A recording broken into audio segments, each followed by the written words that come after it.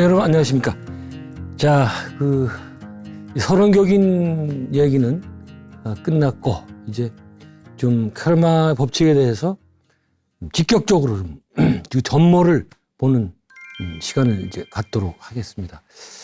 제가 그 카르마 법칙을 공부하면서 가장 여러 가지 좋은 편이 있었는데 지금 제가 말씀드린 편이 참 멋있더라고요. 뭔가니 원인은 감추어진 결과이고 결과는 드러난 원인이다. 어떤 미국 사람이 한 건데 그건 이제 번역을 한 겁니다.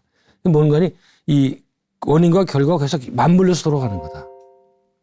그러니까 이 원인이 있었죠. 그 결과가 생기죠. 그럼 다시 결과는 원인이 돼서 또 다음에 또 다른 결과가 생기고 이런 식으로 원인과 결과가 서로 맞물려서 돌아가는 그게 바로 이 카르마가 전개되는 모습이다. 이렇게 얘기를 합니다. 근데 이제 문제는요. 이게 그 카르마 법칙의 문제는 우리 평상 의식으로는 알 수가 없어요. 이거는 일상 의식으로 우리가 지금 이런 세계에서 사람과 접촉하면서 어떤 일상 의식을 갖고 살고 있죠. 근데 이거는 한 인간이 가질 수 있는 여러 층의 의식 가운데서 아주 얇은 거라고 그래요. 그렇게 표현합니다. 예를 들어서 사과가 있으면은 우리 일상 의식은 사과 껍질 있잖아요. 그거에 불과한 거다 이거예요. 그 껍질 밑에 얼마나 두꺼운 그 살이 있습니까? 이 껍질과는 비교도 안 되는 엄청난 그 무의식적인 세계가 있다 이거예요. 예. 그래서 이런 껍질로 된 이런 일상의식 갖고서는 카르마 법칙은 알 수가 없다. 우리 인간은 이런 일상의식을 가지고 이성적인 사고를 하죠. 근데 인간이 하나의 사안을 이해하려고 할 때 이성적인 사고도 있지만 또 하나는 인간이 갖고 있는 직관적인 통찰, 이 면이 있습니다. 이성과 직관. 근데 카르마 법칙은 이게 직관적인 통찰이지 이성적으로 생각해서는 알 수가 없다. 그래서 제가 이 예를 많이 이야기를 할 때 많이 드는 예가 있습니다. 원불교의 이 2대 교주였던 정산 송규 선생이 했던 이야기인데 제가 지금까지 봤던 카르마에 대한 얘기가 좀 가운데서 이분이 했던 얘기가 가장 마음에 와닿았어요. 근데 참, 원불교에 대해서 좀 잠깐만 설명을 하는 게 나을 것 같습니다. 오해도 많은 것 같고, 잘 모르고, 사람들이. 예? 아주, 제가 원불교 아주 간단하게, 원불교를 포함한, 동학, 한말에 동학이 일어났죠. 그 다음에 강정산이 일어나고, 원불교 운동이 일어나거든요. 이거 세계가 한 라인으로 봐야 됩니다. 이거는. 같이 이제 생겨나게 된 겁니다. 이런 종교가 왜 생겼느냐? 뭔가니 이제 한 국가가 아주 이 누란의 위기라는 게 달걀을 이렇게 쌓는 위기.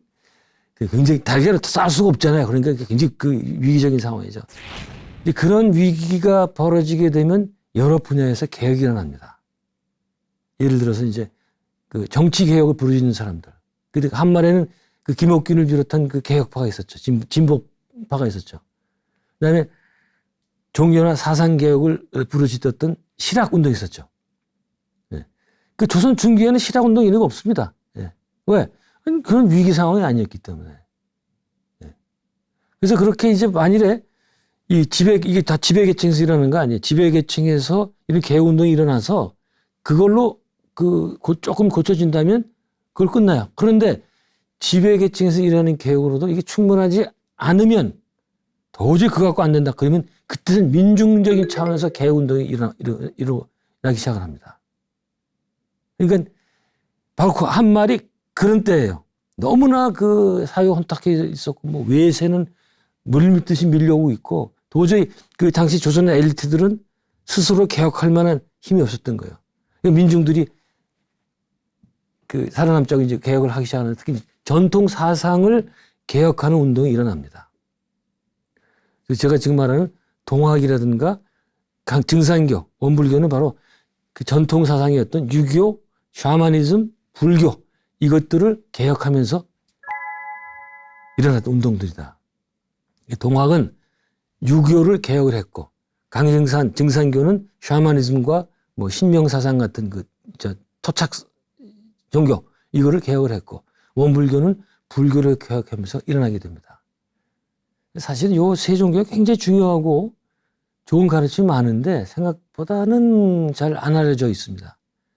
그러니까 제가 불교 개혁하는 문제를 얘기할 때 그 한용운이 조선 불교 유신론이라는 책을 썼잖아요. 근데 원불교 교주였던 소태산 박중빈은 이거보다 더 강한 개혁이 들어갈 겁니다. 뭐 불교 혁신론이라는 그 책을 써요. 그래가지고 이분이 거기 보면 뭐 그 이 승려들도 결혼해야 된다. 그다음에 그 교당 그러니까 절들은 이 시내로 내려와야지. 왜 그 사람들이 바빠서 어느 세월에 산에 가서 공부를 하겠냐. 절에 가서 말이죠. 다 시내로 내려와야 된다. 어려운 한자로 그 경험 공부해서는 안 돼. 한글로 써야 된다. 뭐 이런 얘기. 그런 아주 굉장히 과격한 그런 얘기들이 많습니다. 특히 원불교는 동학과 증산의 사상도 흡수해서 대단히 합리적이고 보편적인 교리를 자랑합니다. 그 한국 사람이 만든 종교 가운데서 원불교의 실력을 말씀드리면 이게 안 알려져 있는데 원불교는요 한국 사람이 만든 종교 그러니까 뭐 불교 얘기 아니고 한국 사람이 만든 종교 가운데서는 전 세계에 가장 많이 퍼진 종교예요. 교당들이.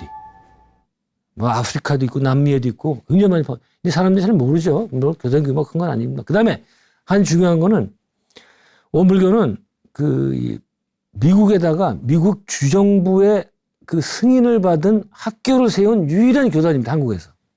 이게 무슨 말인지 아시겠어요? 지금 한국에는 뭐 이 조계종도 있고 불교도 뭐 태고종도 있고 기독교도 뭐 반지 있잖아요. 뭐 예수교 장로회, 뭐 기독교 장로회, 뭐 침례 이런 게 많은데 미국 주정부에서 허가를 받은 학교를 세운 교단은 아무것도 없어요. 그건 왜 그런가 하니 굉장히 까다롭습니다. 주정부에서 허락을 받는다는 게. 근데 원불교는 그걸 해내가지고 제가 공부했던 필라델피아 그 시에다가 선학대학원을 만들고 지금 한 10여 년인가 한 20년 정도 됐습니다. 그걸 하고 있어요. 그러면 그 원불교 실력이라고 생각하는데 이게 잘 안 알려져 있는 이유는요. 원불교인들은 이렇게 드러내놓고 하질 않아요. 굉장히 조용해가지고 뭘 하는지를 몰라요. 그래서 사람들이 잘 모릅니다. 자, 원불교에 대한 얘기 많이 할 수 있는데. 자, 정산으로 돌아가서 아까 정산의 제자가 신학문이었던 뭐 유물론, 심리학 등을 배우더니 이제 좀 기고만장해진 거예요. 내가 지식인이다 말이야. 삼세 인과론, 환생론이죠. 그거 아니다 말이야. 그 틀렸다. 그건 다만 삼세 인과론은 착한 일 하라는 방편에 불과한 거지 과학적으로 맞는 이론은 아니다. 또 과학이 또 나옵니다. 또 나와. 따라서 이 인과론은 그러니까 환생론은 까르마 법칙은 사람들을 도덕적으로 살게 하려고 만들어낸 허구의 이론에 불과하다. 이런 얘기를 합니다. 정선이 그 얘기를 듣고 어이가 없어가지고 이 제자한테 인과론은 제가 말씀드렸죠. 지식으로 알 수 있는 것이 아니다. 마음으로 열려야 보이는 직관의 세계, 거기에서만 알 수 있는 거다. 어떤 정도냐? 우리가 참선에 깊이 빠졌을 때 마음이 한결같이 깨어있으면서 정의 상태. 이게 뭔가요? 이거 선불교에서 이런 얘기 나오죠. 성과 적적 성성 적적. 이 깨어있는 상태와 아주 고요한 상태가 동시에 가는 거예요. 여기까지 가야 돼요. 이제 참선은 여기까지 가야 이제 선을 좀 했다 이렇게 얘기할 수가 있습니다. 쉽게 얘기하면요. 이런 일상의식 지금 깨어있잖아요. 이것과 잠잘 때 그 무의식이 동시에 가는 거예요. 우리 문제는 우리 보통 사람들은 깨어있으면 무의식은 작동을 안 해요. 근데 자면은 이 일상의식은 잠들고 밑에 무의식만 되고 이게 안 되는 거예요. 근데 삼성 같은 명상을 많이 하면 이 두 형태가 알파파하고 베타 델타파인가요? 이 두 개 동시에 하죠. 이런 상태로 석 달 이상은 있어야 인과율이 보인다는 거예요. 그게 이제 즉흥적으로 직관적으로 알 수 있다는 거예요. 그러면서 이제 그 제자 보고 너는 그 책 몇 권 봤다고 인과를 부정하려느냐 말이야. 그렇게 이제 매우 점잖지만 아주 뼈가 있는 그런 일가를 하게 됩니다. 그래서 제가 아마 굉장히 이전에 말씀드린 것 같은데 이런 것도 이 까르마 법칙을 알게 된 것도 인도의 수많은 그 마스터들, 구루들이 깊은 명상 상태에 들어가서 발견하게 된 거다. 예. 근데 다른 지역에서는, 인도를 제외한 다른 지역에서는 이런 까르마 법칙에 대한 얘기가 있긴 있는데 인도처럼 정교하게 나오지는 않아요. 나름대로 있긴 있습니다. 기독교도 있고 뭐 브라질에도 있고 뭐 레바논에도 있고 있어요. 제가 공부해 봤더니. 불교처럼 아주 정교한 그런 이 까르마 법칙에 대한 그 설명은 나오지 않습니다. 자, 여기서 그 다음 생각하고 싶은 건요. 인간은 왜 까르마 법칙의 영향을 받는가? 그건 아마 인간만이 갖고 있는 어떤 능력 때문이 아닐까. faculty라고도 영어를 얘기하는데 저는 그거를 자의식 혹은 자기의식, self-consciousness라고 얘기를 합니다. 이게 좀 어려워지죠. 그냥 어려운 쪽으로 조금 어려워진 얘기하면 안 듣더라고요. 그래서 이게 굉장히 중요한 건데 제가 미국에서 그 종교학 공부할 때 이거 가지고 몇 년을 토론했는지 몰라요. 교수님하고 이제 친구들. 저는 뭐 그렇다 토론한 건 아니고 저는 뭐 듣기만 했죠. 영어가 안 되니까 참 미국에서 공부한다는 게 참 다시는 가고 싶지 않은데 질문하려고 이제 영작을 해야 되잖아요. 영어니까. 영작을 해서 하려고 그러면 그 주제가 지나가 버렸어요. 그러니까 또 하지도 못해요. 네? 참 어떻게 다들 미국에서 공부했는지 모르겠어요. 다른 사람들. 특히 종교 철학을 이게 영어로 토론한다는 게 말이 됩니까? 이게. 지금 한국말도 잘 안 되는데. 자, 자기의식이란 건 뭐냐? 자신이 존재한다는 것을 아는 의식, 이겁니다. 인간만이 자신이 존재한다는 것을 안다 이거예요. 존재한다는 것을 안다는 건 뭐죠? 반대 개념이 바로 들어옵니다. 이원론. 그놈의 이원론이 여기서부터 나오는 거예요. 존재한다는 것을 안다는 것은 바로 자신이 존재하지 않는다는 것도 아는 겁니다. 존재하지 않는 게 뭐다? 죽는 거예요, 죽는 거. 인간만이 자신이 죽는다는 것을 안다는 거예요. 그게 인간과 동물이 다르다. 동물은 이게 죽는 걸 몰라요. 이 애들은 그냥 느낄 뿐이에요. 그렇죠? 아프리카 초원 보세요. 동물의 왕국 같은 거 보세요. 얼룩말이 있는데 사자가 이제 그 중 하나를 잡아먹잖아요. 혼자 잡아먹으니까 여러 명이 이제 협업을 해가지고 잡아먹으면 멀뚱멀뚱 보고 있어요. 자기 동료인데 조금 전까지만 해도 자기 죽음이 아니야, 그거는. 인간 같으면 어때요? 길길이 날뛰고 뭐 도망가고 말이죠. 이거 패닉에 빠지고 이러잖아요. 동물은 아니야. 또 닭장에서 닭 하나 잡아가지고 이제 죽이잖아요. 그러면 닭장에 있는 닭들이 오늘도 나의 동료가 잡혀가서 억울한 죽음을 당했구나. 나는 언제 갔을까? 큰일이다. 뭐 이렇게 생각하는 닭이 있습니까? 그냥 가만히 있지. 그냥 멀뚱멀뚱 쳐다보지도 않아요. 그건 왜? 자기 죽는 것을 모르기 때문에. 그러나 동물은 언제 느끼게 됩니까? 도살장에 임박해 있을 때. 소를 이제 죽이러 도살장에 들어갈 때도 몰라. 그러다가 도살장 입구에 가면 그때부터 막 안 가겠다고 막 이러잖아요. 위험을 직감한 거죠. 근데 그건 아는 건 아닙니다. 이게. 이거 가지고 제가 이 선불교 시간이었었어요. 그 교수님이 이 얘기를 하면은 미국 학생들이 그때 이제 개 키우고 뭐 고양이 키우는 학생들이 많이 있었거든요. 혼자 사는 친구들이 많아가지고. 아닙니다, 교수님. 우리 개 생각할 줄 알아요. 나하고 서로 의사교통도 하고, 다 할 수 있어요. 그거 아주 얼마나 싸우는지 몰라요. 이런, 이제 말로 토론, 논쟁하는 거. 그래서 지금 그런 영어는 쉬워가지고 재밌게 많이 공부했던 그런 기억이 납니다. 그래서 인간은 이게 바로 이제 생각할 수 있다는 거예요, 이게. 그러니까 인간만 생각할 수 있는 건데 생각하기 때문에 자기 자신을 객체화할 수 있다. 그러니까 이게 주체적인 나와 객체적인 나로 나눠볼 수 있다. 그때 이제 그 교수님이, 그 교수가 누군가니? 리차드 디마티노라는 교수인데요. 이분은 여러분, 우리도 좀 알아야 될 필요가 있는 게 선불교를 미국이 제일 처음에 소개한 일본 그 학자가 있죠. 스즈키 다이세스. 네. 그 사람 책인 Introduction to Zen Buddhism인가? 그게 번역이 되면서 미국 히피 애들이 굉장히 열광합니다. 히피 애들의 바이블이 되죠, 그게. 근데 그 스즈키 다이세스의 첫 번째 사형 제자가 제 은사님이었던 리차드 디마티노 교수였어요. 일본말 아주 능숙하게 하셨죠, 그분이. 근데 그냥 그분 수업 시간에, 그분 수업 시간은 뭐 읽어오라 이런 것도 없어요. 그냥 와가지고 상이 이거만 이혼론 가지고 토론하는 거예요, 그냥. 그래서 저는 재밌었죠, 이게. 어려운 얘기도 아니고 그리고 제가 질문하고 싶었던 것을 다른 학생들이 질문해 주니까 난 영어 짧아서 못하는데 그래서 굉장히 재밌게 들었던 그분 강의 아니었으면 저는 미국 유학이 의미가 없었을 정도로 많은 도움을 받았던 그런 강의였었습니다. 그때 이제 그 교수님이 그러더라고요. 그 이 주체적인 나와 객체적인 나로 나뉘게 되는데 우리는 그런 그 듀얼리스틱 스트럭처 그 이원론적인 구조를 우리 인식 구조가 갖고 있는데 이걸 이렇게 설명 어렵게 안 하고 길거리에서 만난 사람들한테 어떻게 쉽게 설명할 수 있겠냐 그랬더니 뭐 어쩌고 저쩌고 그랬더니 교수님이 이 문장을 얘기하면 아마 알아들을 거다. 뭐다? 나는 내가 너무 싫다. 이런 거. 앞에 나는 뭐고 뒤에 나는 뭐예요? 그죠? 앞에 나는 주체적인 나고 뒤에 나는 객체적인 나야. 나를 객관적으로 보는 거죠. 이거 여기에서 이 이원론적 구조가 생기면서 인간들은 모든 사물을 이원적으로 보게 됩니다. 선과 악이라는 건 높고 낮고 뭐 빠르고 늦고. 자, 인간은 그냥 여기서부터 그냥 이게 사실은 인간의 그 고통이 아주 그 지옥에 빠지는 거예요. 이 이원론에 들어가면서. 그러니까 이 이원론에 들어가면서 인간은 인간이 되고 동시에 지옥으로 빠져들어가는 거예요. 모든 고통이 인간만이 생각할 수 있다고 그랬잖아요.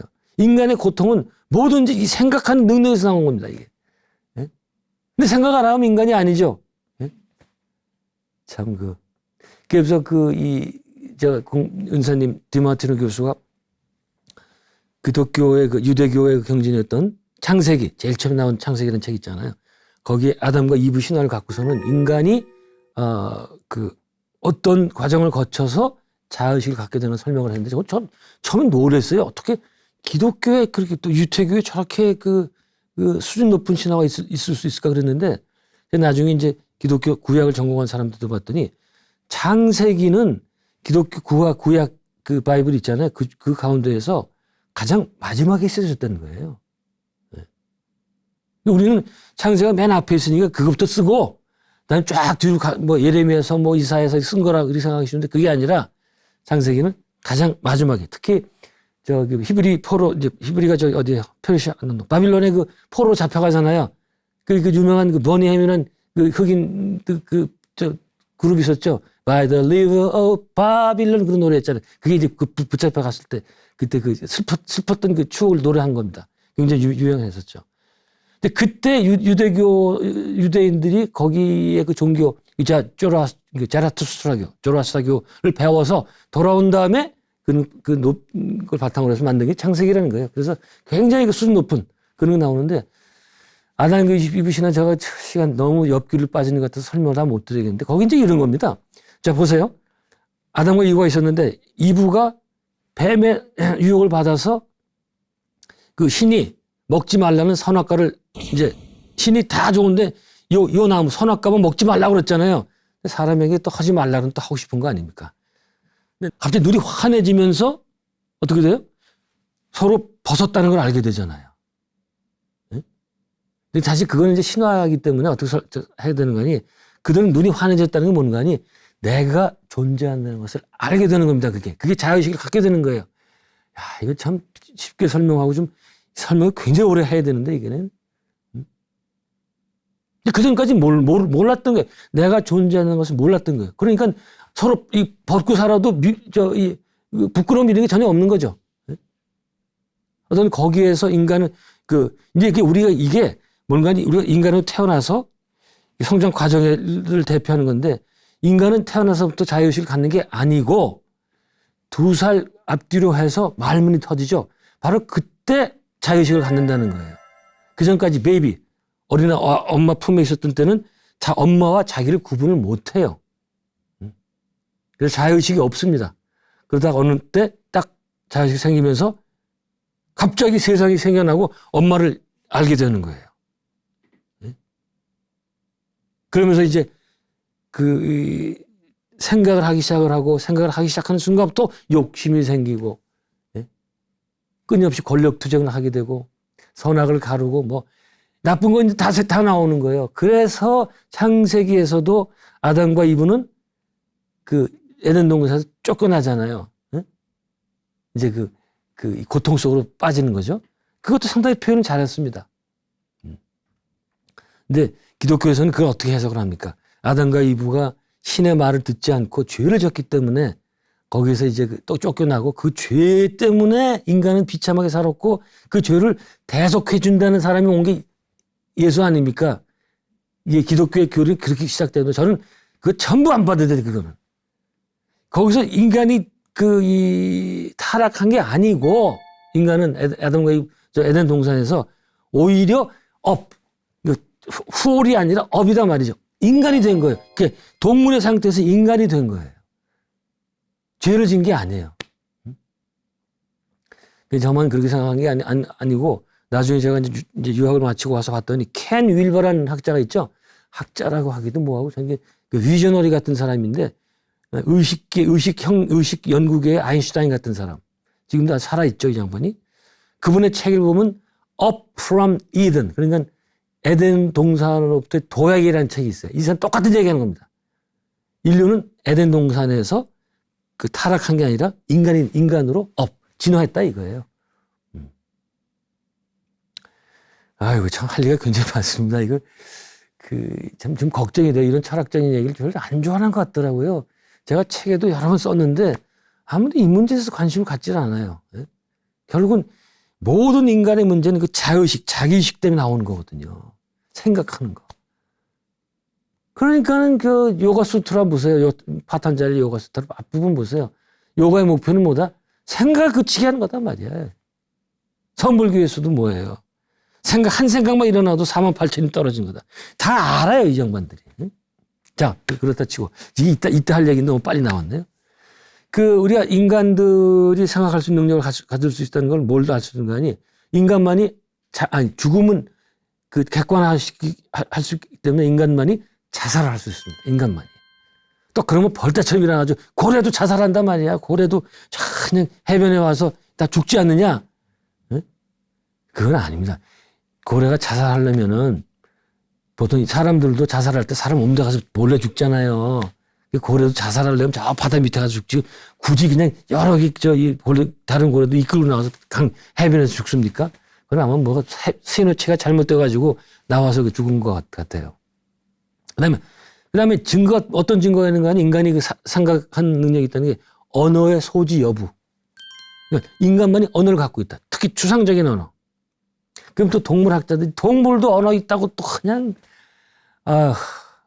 벌떼처럼 올려둡니다.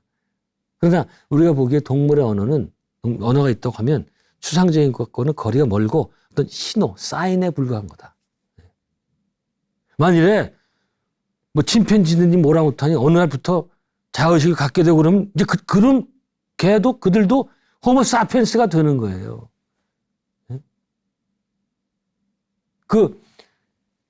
침팬지 돌고래나 이런 친구들이 굉장히 IQ가 높다고 그러잖아요. 근데 그런 친구 가운데서도 햄릿처럼 말이죠. To be or not to be, that is question. 이런 질문 한 동물 없잖아요. 한번 보셨어요?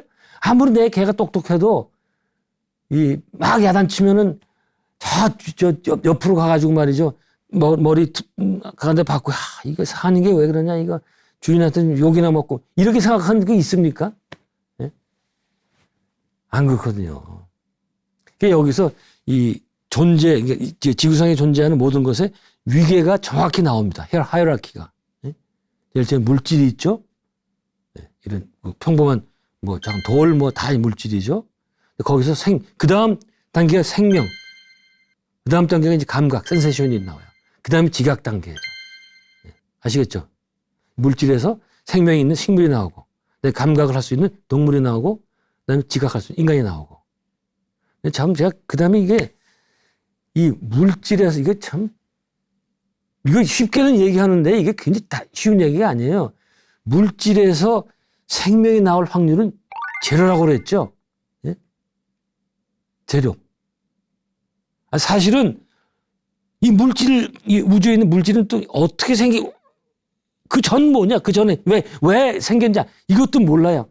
그래서 그 유명한 20세기 최고의 철학자 마르틴 하이데거는 Why there is something rather than nothing. 왜 저기에는 없지 않고 왜 있느냐만 어떤 것이 말이야. 그런 가장 근본적인 질문을 해요. 왜 있느냐, 왜 이런 물건들이. 예? 근데 그건 철학 얘기고 일단 물질에서 시작하자고요. 물질인데 여기 생명이 날 확률? 그 지금 저 과학자들 과학 굉장히 뽐내는데 아직 정답이 없습니다. 알 수가 없어요. 근데 확률적으로 생각하면 나올 수가 없다. 제가 그 비유를 많이 들었죠. 어떤 원숭이가 타자기를 무작위로 쳐가지고 햄릿이라는 그 소설이 나올 수 있는 그 확률. 그렇게 이게 아무리 무작위 쳐도 몇백만 년이 지나도 햄릿이 나올까요? 또 아니면 그 폐차장에 있는 이 자동차 그 부품들이 바람에 이리저리 쓸리다가 롤스로이스 같은 명품 차가 나올 확률, 만들어질 확률 제로죠, 제로. 설명이 안 되는 거예요. 그래서 지금 오히려 더 설득력 있는 설명은 외계에서 왔다. 생명이. 세포가. 가령 뭐 운석에 세포가 실려서 바다에 떨어졌다라든가. 또 더 이제 더 나아간 친구들은 외계인들이 와서 만들었다, 인간을. 뭐 그런 주장도 있죠. 오히려 그게 더 설득력이 있어요. 그렇게 됐죠. 근데 그 다음에 이제 그렇게 이 단세포가 생기면 그다음부터는 이 진화는 오케이요. 괜찮아요. 계속 시간만 충분히 몇백만, 몇천만 년 지워주면은 진화는 계속 갈 수 있습니다. 식물, 동물. 근데 문제는 동물에서 인간의 출현이에요. 제가 말씀드렸죠. 진화론이 상당히 진리를 갖고 있지만 진화론은 그 원숭이가 뭐 진화해서 인간이 됐다고 그러는데 그건 저는 절대 그렇게 보지 않습니다. 설명 못해, 진화론도. 여기는. 그 중간에 이어지지 않는 갭 있죠. 뭐라고 하죠? 갭. 불연속적인 면이 있어요. 지금 모릅니다. 인간이라는 그 존재가 어떻게 생겨났는지, 인간이 어떻게 자의식을 갖고 갖게 됐는지 알 수가 없어요. 그래서 저는 인간은 원래부터 인간이었다. 앞으로도 계속 인간일 거다. 무시무종 그런 인간의 의식은 그런 존재가 아니겠는가. 그게 이제 대충만 생각을 합니다. 이 불교에서 가장 인간의 그 잘못된 문제를 삼독이라고 하죠. 세 가지 독. 탐진치. 이게 전부 말이죠. 우리 인간들의 생각에서 비롯된 거예요. 그래서 사람은 생각하기 시작하면서 제가 말씀했죠. 고통에 빠지게 되는 겁니다. 그걸 불교에서는 생사고해. 그리고 또 불교의 가장 이 기본적인 문제, 불교에서 생각하는 문제는 무명이라고 하죠. 무명. 아비디아. 영어로 번역했던 ignorance라고 그러는데 ignorance. 근데 바로 이건 뭔가니 인간이 갖고 있는 그 생각한 능력 때문에 생긴 거. 왜? 우리는 생각하는 순간 모든 것을 자기 시각으로 바라보게 되고 자기 관점에서. 바로 이게 문제가 되는 거예요. 그리고 이 생각한 능력 때문에 우리는 까르마를 이제 짓게 됩니다. 왜? 선악을 구별하기 때문에. 그러면서 인간은 이 생각 때문에 도덕적으로 타락을 하게 됩니다. 왜요? 자, 생각의 속성이 뭡니까? 생각은 내가 존재한다는 거죠. 이건 무조건 자기중심적이에요. 우리는 누구든지 self-centrism, eccentricism. 누구든지, 쉽게 누구든지 이기적인 거예요. 거기에서 조금 인격이 좀 좋다, 나쁘다, 이런 문제지, 인간이라는 무조건 자기중심적이다. 그게 아비디아, 무명이라고 할 수가 있고, 그걸 기독교에서는 원죄라고 할 수도 있고. 그래서 우리는 자기중심이기 때문에 무조건 더 많이 가지려고 노력을 하고. 그 다음에 이 생각의 속성은요, 특성은 확장성. 자꾸만 넓혀가야 돼요. 그러니까 괜히 옛날 그 왕들 보면은 뭐 그렇게 적당히 영토를 가지면 됐지. 계속 더 이거 아니에요. 그 넓혀놨다가 나중에 관리 못해가지고 그것 때문에 망해버리고 말이죠. 원나라 벌써 200년도 못 갔잖아요, 원나라는. 200년 갔나요? 무조건 확장. 더. 돈 버는 게 그래서 그래요. 여러분 생각해보세요. 우리가 이제 우리 뭐 돈이 많지 않은 사람들이 재벌들 보면은 저 사람은 도대체 자기가 몇백 생을 살아도 다 먹고 살 수 있는 돈이 있는데 왜 또 돈을 버냐 이거예요.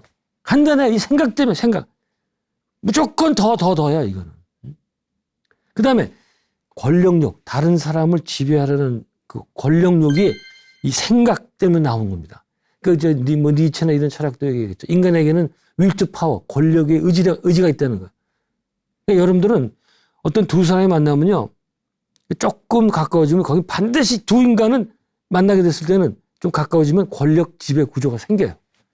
무조건. 그래서 그게 잘 그 조화를 이루어야 대가 없이 가는 거고, 가정도 마찬가지다. 가정이 뭐 부부가 서로 평등하게 사랑하자. 네, 그런 거 없어요. 무조건 이게 권력 수직 관계가 생깁니다. 보통은 이제 그 여성이 나중에 여성이 남성을 이끌고 나가죠. 네.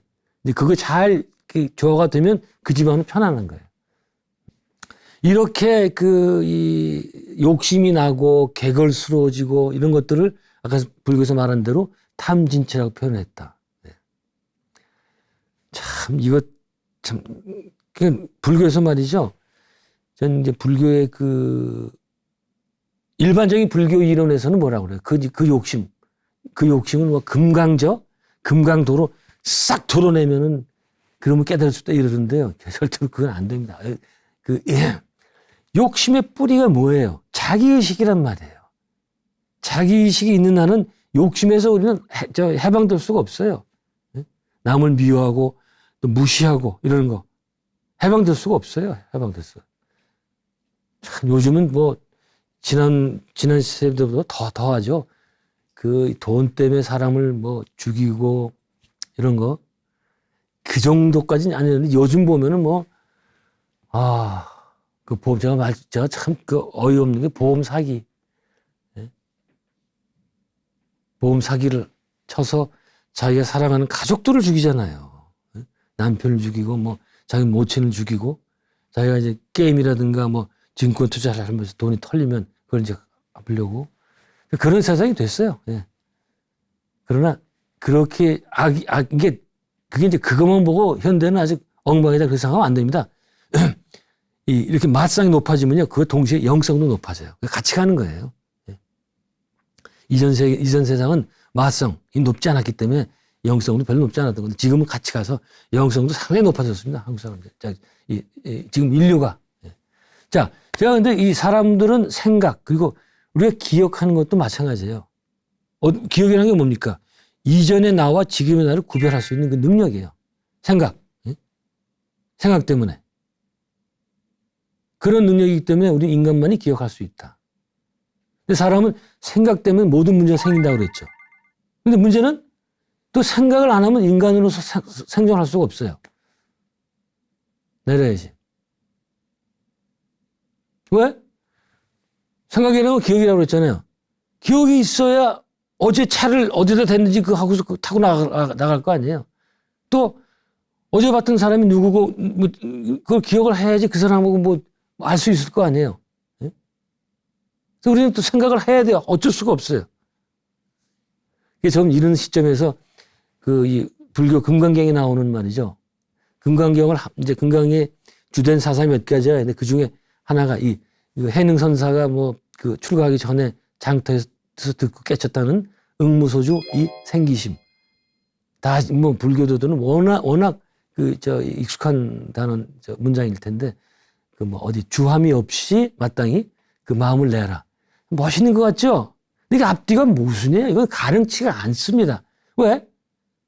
한 시각을 갖지 않으면, 한 뷰포인트를 갖지 않으면 생각을 낼 수가 없어요. 우리는 무엇을 생각하는 순간 바로 거기 한 곳에 머물게 되는 겁니다. 이거는 이런 것과 똑같아요. 어디를 바라보지 말고 그냥 어디를 그냥 보라. 이런 뜻이에요. 그냥 보면 아무것도 없어요. 네? 그래서 우리는 딱 어디를 보는 순간 그건 어딘가를 보는 겁니다. 하게 되면 이거는 바로 그 관점을 갖게 되는 거예요. 그래서 그 안경을 쓰는 거예요, 안경. 그래서 우리는 세상을 있는 그대로 못 보고 이 안경을 통해서 보는 거죠. 그래서 불교 대학원에서 공부할 때 맨날 중국 제 지도 교수가 이 불교의 목표는 to see things as they are. 그 사물을 있는 그대로 보는 거다. 예. 이런 얘기를 많이 하거든. 사물을 있는 그대로 본다. 이게 뭡니까? 우리는 생각하는 순간 자기의 이 선입견이라는 이런 것들, 이런 것들을 통해서 바라보기 때문에 있는 그대로 볼 수가 없는 거예요. 그래서 이런 얘기를 하죠. 우리가 이제 안경 쓴 거하고 같다. 근데 안경이 이 렌즈가 굴절이 되어 있어요. 항상. 그게 우리의 그 선입견 고정관념 같은 거죠. 그래서 그 안경 쓰고 보면 맨날 다 이렇게 이 굴절되고 제대로 못 보는 거죠. 그래서 그 안경을 빼서 본다. 이렇게 빼면 된다. 그러는데 문제는 우리 인간은 그 안경이 아예 그냥 장착이 되는 거야. 우리 의식에. 그것만 뺄 수가 없어요. 그래서 우리는 사물을 있는 그대로 법의 그 상을 있는 그대로 실상, 남원에 있는 실상사는 절 있잖아요. 실상을 바라볼 수가 없어요.